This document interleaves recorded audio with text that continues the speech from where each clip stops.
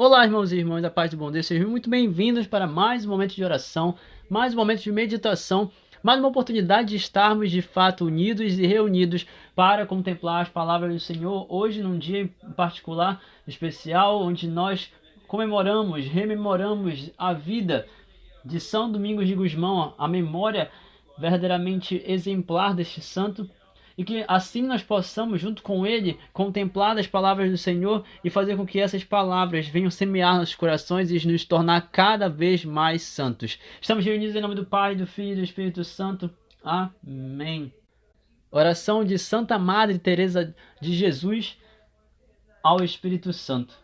Ó Espírito Santo, conceda-me um coração puro, cheio de amor e de humildade, manso e humilde como o vosso, que só tenha olhos para Deus, que me faça cada vez mais estar apaixonado e atraído por Deus. Conceda-me um coração grande, um coração verdadeiramente capaz de amar a todos os meus irmãos e irmãs, de perdoar sem limites, de não se irritar, um coração verdadeiramente manso, verdadeiramente tranquilo, verdadeiramente sereno, um coração capaz de compreender sem restrições, um coração capaz de ser compreensivo, de ser paciente, um coração capaz de acolher sem exceções, tal qual o coração da Virgem Maria, tal qual o vosso coração, um coração verdadeiramente apaixonado por ti, apaixonado pela presença na tua casa, apaixonado por mais e mais estar em ti, estar contigo. Conceda-me um coração forte, conceda-me um coração tão casto, tão forte, tão puro quanto o de São José. Conceda-me um coração que esteja pronto a lutar, pronto a sofrer e a resistir, a esperar e a refletir, a se sacrificar se for necessário, tal qual São José se sacrificou pela sua santa família. Conceda-me um coração cuja felicidade seja palpitar com o coração de Cristo e cumprir humilde, fiel e decididamente a vontade do bom Deus. Tudo isso eu clamo e eu peço por Jesus Cristo, Senhor nosso. Amém. Primeira leitura, profecia de Abacuque. Acaso não existes desde o princípio, Senhor meu Deus, meu santo, que não haverás de morrer? Senhor, puseste essa gente como instrumento de tua justiça, criaste-a, ó meu rochedo, para exercer punição. Teus olhos são puros para não veres o mal, não podes aceitar a visão da iniquidade, porque então, olhando para os malvados e vendo-os devorar o justo, ficas calado. Tratas os homens como os peixes do mar, como os répteis, e não tem dono. O pescador pega tudo com o anzol, puxa os peixes com a rede varredora e recolhe-os com a outra rede. Com isso alegra-se e faz festa, faz imolação por causa de sua malha, oferece incenso por causa da sua rede, porque com elas cresceu a captura de peixes e sua comida aumentou. Será por isso que ele sempre desembainhará a espada para matar os povos sem dó nem piedade? Vou ocupar meu rosto de guarda e estarei de atalaia, atento ao que me será dito e ao que será respondida a minha denúncia. Respondeu-me o Senhor dizendo assim: escreve esta visão, estende seus dizeres sobre tábuas, para que possa ser lida com facilidade. A visão refere-se a um prazo definido, mas tende para um desfecho, e não falhará. Se demorar, espera, pois ela virá com certeza e não tardará. Quem não é correto vai morrer, mas o justo viverá por sua fé. Palavra do Senhor. Graças a Deus. Salmo responsorial. A vós nunca abandonas quem vos procura, ó Senhor. Vós nunca abandonas quem vos procura, ó Senhor. Deus sentou-se para sempre no seu trono, preparou o tribunal do julgamento, julgará o mundo inteiro com justiça e as nações há de julgar com equidade. O Senhor é o refúgio do oprimido, seu abrigo nos momentos de aflição. Quem conhece o vosso nome em vós espera, porque nunca abandonas quem vos procura. Cantai hinos ao Senhor Deus de Sião. Celebrai seus grandes feitos entre os povos, pois não esquece o clamor dos infelizes. Deles se lembra e pede conta do seu sangue. Vós nunca abandonas quem vos procura, ó Senhor. Senhor esteja conosco, Ele está no meio de nós. Evangelho de Jesus Cristo segundo São Mateus. Glória a vós, Senhor. Naquele tempo, chegando Jesus a seus discípulos junto da multidão, um homem aproximou-se de Jesus, ajoelhou-se e disse: Senhor, tem piedade do meu filho. ele é epilético e sofre ataques tão fortes que muitas vezes cai no fogo ou na água. Levei-o aos teus discípulos, mas eles não conseguiram curá-lo. E Jesus respondeu: Ó gente sem fé e perversa, até quando devo ficar convosco? Até quando vos suportarei? Tragam aqui o menino. Então Jesus ameaçou e o demônio saiu dele. E na mesma hora o menino ficou curado. Então os discípulos aproximaram-se de Jesus e lhe perguntaram em particular: Por que nós não conseguimos expulsar o demônio? Jesus respondeu: Porque a vossa fé é demasiado pequena. Em verdade vos digo, se vocês tiverem fé do tamanho de uma semente de mostarda, dirão a esta montanha: Vai daqui para lá, e ela irá. E nada vos será impossível. Palavra da salvação. Glória a vós, Senhor. Que as palavras do Santo Evangelho perdoem os nossos pecados e nos conduzam para a vida eterna. Amém. Meus irmãos e irmãs, hoje nós temos aqui justamente São Domingos de Gusmão, que é basicamente um dos mais importantes santos da história do catolicismo, justamente pela ordem religiosa que ele acabou criando, que ele fundou. Mas antes de chegar especialmente na ordem religiosa, é importante nós conhecermos um pouco do contexto da época, já que estamos falando aqui de 1170, por volta de 1170, estamos aqui falando da Idade Média. E nesse período nasceu em uma família nobre da Espanha, filho de Félix de Gusmão e Joana Daza.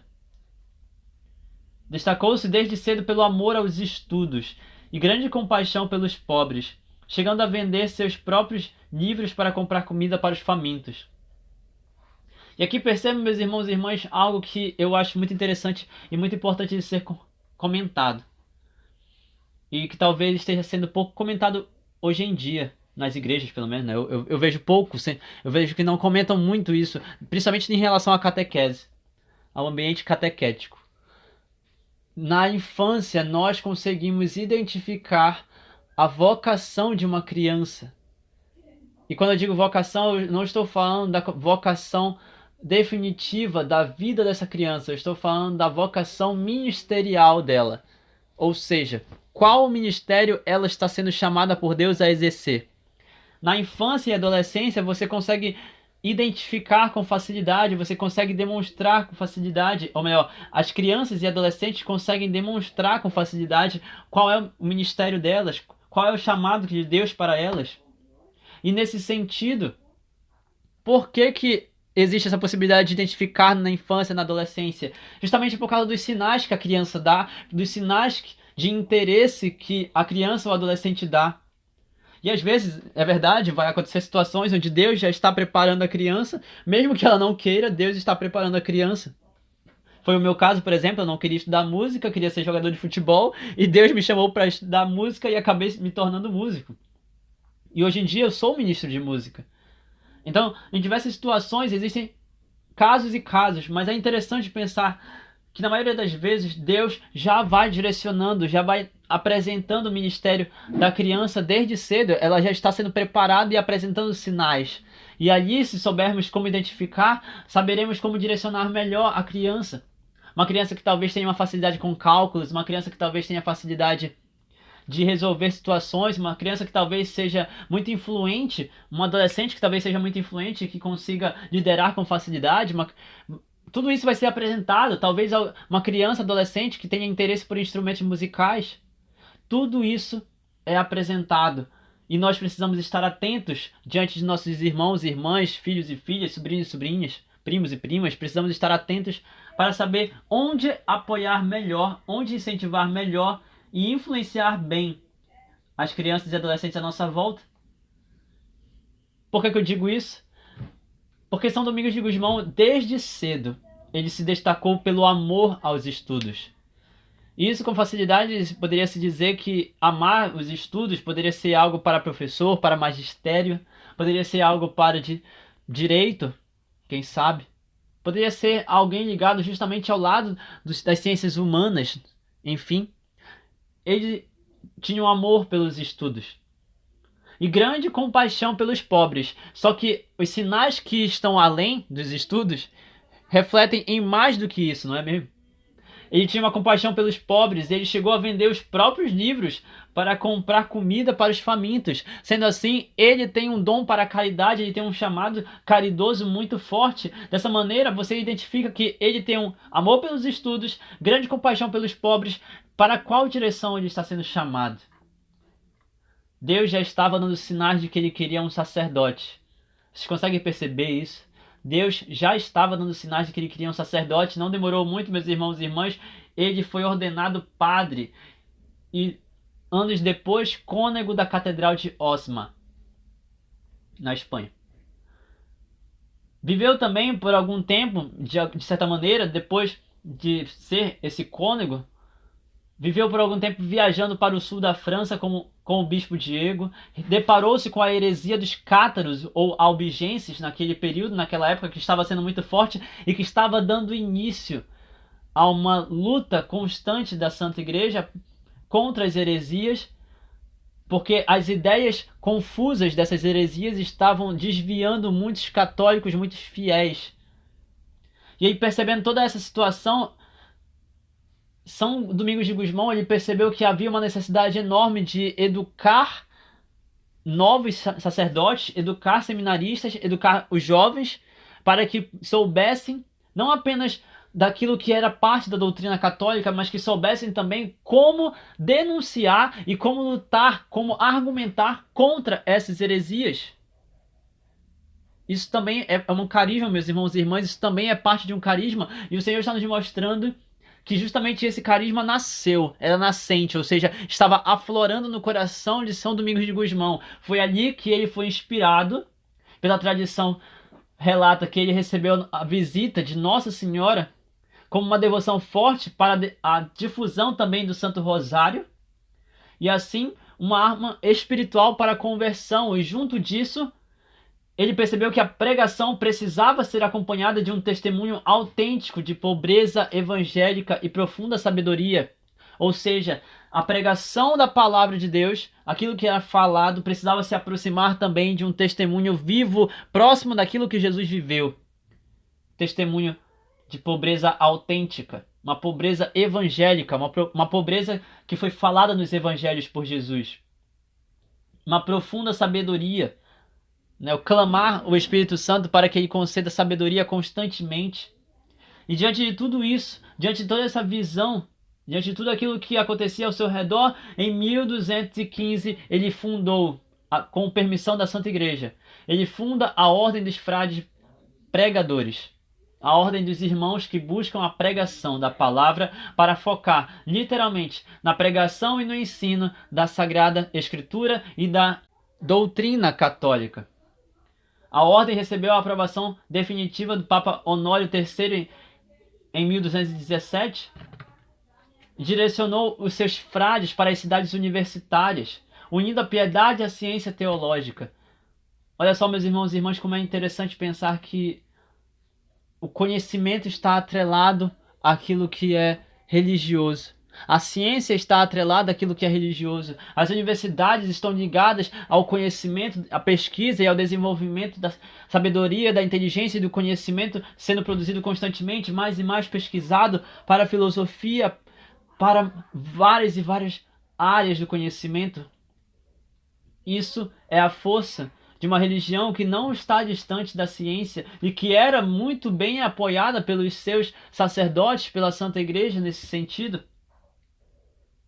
E ainda assim, nessa busca, nesse lançar-se, ele não deixou o carisma se perder. Verdadeiramente, a pregação como uma forma. Lembrem aquilo que foi falado no início da sua vida, no início da vida dele, a pregação e o ensino, né, a pregação das Sagradas Escrituras, o ensino da doutrina católica com verdadeiramente um testemunho autêntico, um testemunho verdadeiro, um testemunho que não era confuso e que não era mentiroso, meus irmãos e irmãs. Isso é importante. E dentro de tudo isso, eu acho interessante pensar que Deus está vendo justamente essa situação. O mundo, percebam, nós estávamos falando também de heresia. Um mundo que está perdido, não em heresias necessariamente, mas ele está perdido em prazeres e vícios. está perdido em prazeres e vícios.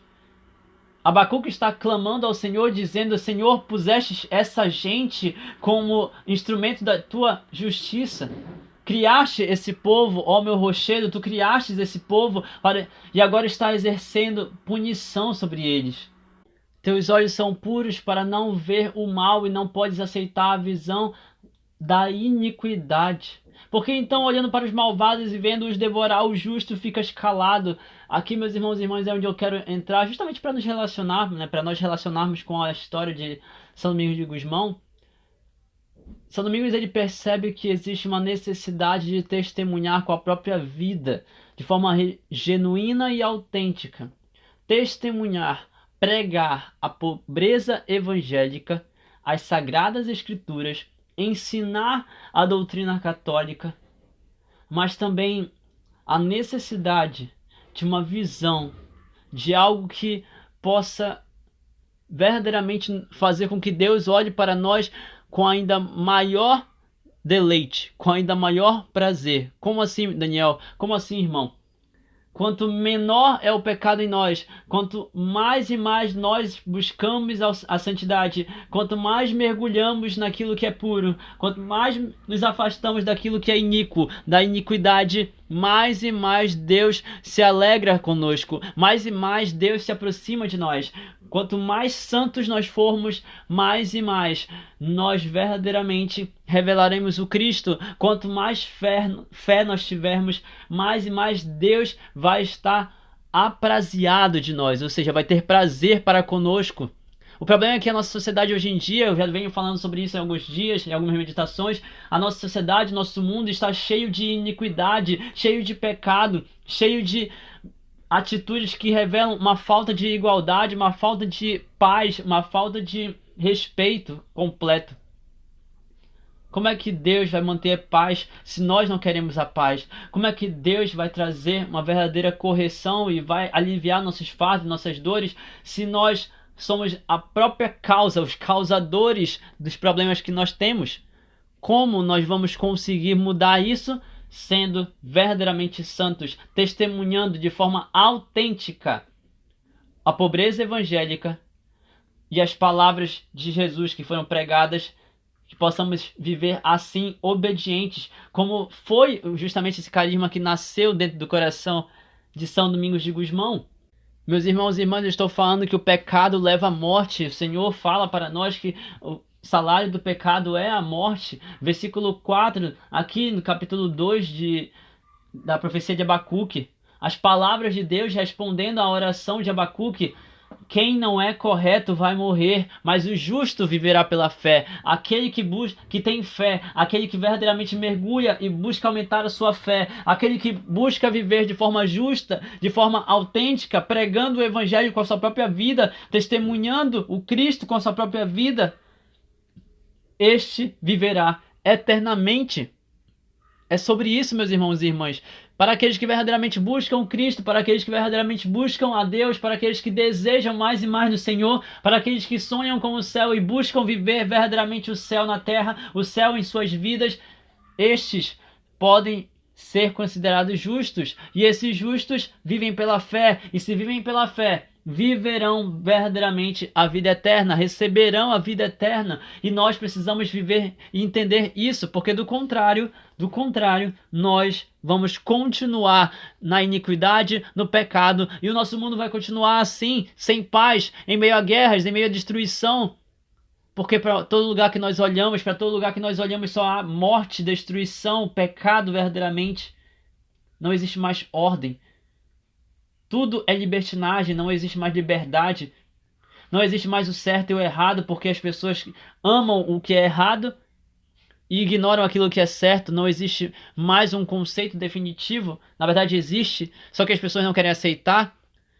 E é aí que entra justamente a necessidade de nós sermos cristãos, de apontar para uma situação e dizer isto não é correto, de apontar para uma situação e dizer isto está errado, de apontar para uma situação e dizer não é assim que nós devemos viver. Nós precisamos ser corretos. nós precisamos ser corretos. E a melhor forma, eu creio nisso, a melhor forma de vivermos assim, da mesma forma como São Domingos de Gusmão acreditava, a melhor forma de viver assim é verdadeiramente seguindo e obedecendo as palavras de Jesus Cristo no Santo Evangelho, justamente para que a boa nova penetre em nossos corações e a nossa fé aumente, porque enquanto nós estivermos com a fé fraca e minúscula, enquanto nossa fé não conseguir ser semeada e frutificada verdadeiramente, nós permaneceremos caindo, caindo e caindo, pecando, pecando e pecando, e o mundo não vai mudar, as coisas ao nosso redor não vão mudar, nada ao nosso redor vai mudar. E é justamente isso que Jesus está dizendo, porque quando aquele demônio atingiu aquele menino com ataques epiléticos e os discípulos não conseguiram curá-lo, foi porque a fé dos discípulos era pequena, o medo dos discípulos era grande, a fé dos discípulos era minúscula. Eles não entendiam verdadeiramente o poder do Espírito Santo que emanava deles pela permissão de Jesus Cristo. Não à toa, Jesus se queixa. Entendam, meus irmãos e irmãs, que se queixar não é necessariamente murmurar ou reclamar. Foi uma forma que Jesus encontrou naquele momento de chamar a atenção dos seus discípulos e dizer: por que vocês continuam com a fé fraca? Gente sem fé, perversa. Até quando deverei ficar convosco? Até quando vou suportá-los? Até quando vocês continuarão desse jeito? Até quando? Percebam que suportar é uma palavra que ela é muito confundida até hoje, quando se trata de um conceito em relação a ela. Por quê? Porque suportar vem de suporte. Suporte tem a ver com apoio. Até quando Jesus vai ter que nos apoiar? Era isso que ele estava dizendo. Até quando eu vou precisar continuar na terra para que vocês possam fazer alguma coisa? Meus irmãos e irmãs, depois que Jesus sobe ao céu, na sua ascensão verdadeiramente, depois de tudo o que acontece com Jesus, é importantíssimo nós entendermos, nós compreendermos que justamente o momento em que Jesus ele fala sobre a necessidade de nós aumentarmos a nossa fé é porque ele é mestre que está discipulando outros corações. Ele é um mestre que está ensinando, portanto ele quer que nós aprendamos a fazer milagres, a fazer sinais, prodígios, a profetizar, a ter visão também, a ter discernimento, a manifestar o poder do Espírito Santo e os carismas do Espírito Santo. Ele quer que nós possamos viver assim, ele quer que nós possamos fazer verdadeiramente o sobrenatural na terra, ele quer verdadeiramente que o extraordinário seja o constante em nós, ele quer que a vida com o Espírito Santo, o nascer de novo da água e do Espírito, possa ser real em nós. Mas enquanto nós não vivemos assim, jamais vamos conseguir fazer milagres, jamais vamos conseguir verdadeiramente fazer sinais, prodígios e coisas cada vez mais fabulosas pela força do Espírito Santo. Por quê? Porque não temos abertura, não damos intimidade, não temos uma relação profunda com o Espírito Santo. Isso é porque não temos fé. Quantas e quantas vezes você já estendeu a mão sobre um doente e disse: pelo nome de Jesus, fique curado? E quantas vezes aquela pessoa ficou curada? Porque talvez a tua fé seja pequena. E eu digo isso batendo no meu peito, dizendo que eu já tentei. E não cabe a mim saber se a pessoa ficou curada ou não. Mas tenho a impressão de que por diversas vezes as coisas não aconteceram na minha vida, na vida dos que moram próximo de mim, na vida dos que vivem ao meu redor. As coisas não aconteceram porque a minha fé não era grande e forte como deve ser. E eu não estou falando aqui da fé do tamanho de uma montanha, eu estou falando da fé do tamanho de um grão de mostarda. Quantas e quantas vezes eu tentei fazer alguma coisa pelo nome de Jesus, pelo poder do Espírito Santo, mas muito provavelmente a minha fé é tão pequena que não é nem mesmo do tamanho de um grão de mostarda.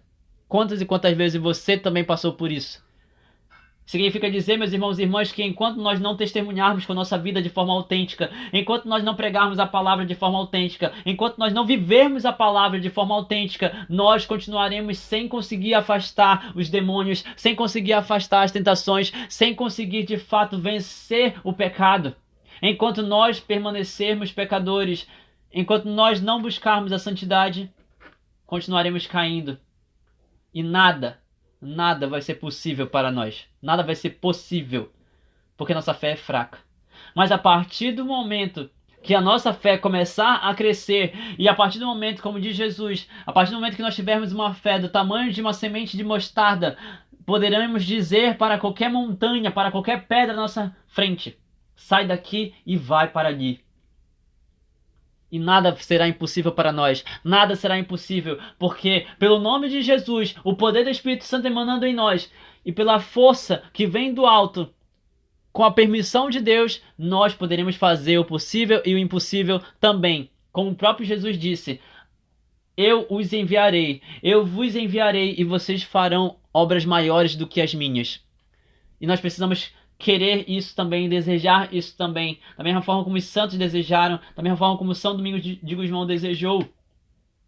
E ele morreu assim, com esse exemplo, com essa força, com esse carisma, com esse buscar testemunhar. Ele morreu no dia 6 de agosto de 1221, com 51 anos, no convento de Bolonha, na Itália.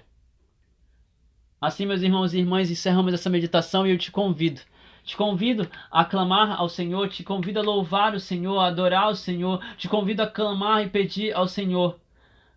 Tu nunca abandonas quem vos procura, ó Senhor. Nós estamos te procurando. Nós estamos indo até o teu trono. Nós estamos indo até a tua casa. E nós queremos que o Senhor venha, por favor, nos ajudar a nos remover da aflição, nos ajudar a nos tirar verdadeiramente dessa dor. Nos ajude a caminhar contigo, Senhor Jesus. Nós te pedimos, nos ajude a dar bom testemunho de fé. Nos ajude. Pelo poder de vosso santíssimo nome, nos ajude. Louvado seja nosso Senhor Jesus Cristo, para sempre seja louvado com sua mãe Maria Santíssima, seu paizinho e São José. Que as bênçãos de Deus Todo-Poderoso sejam derramadas sobre cada um de nós com o poder de seu sangue e água, em nome do Pai, do Filho e do Espírito Santo. Amém. Que a paz do bom Deus permaneça em vossos corações até o próximo momento de meditação.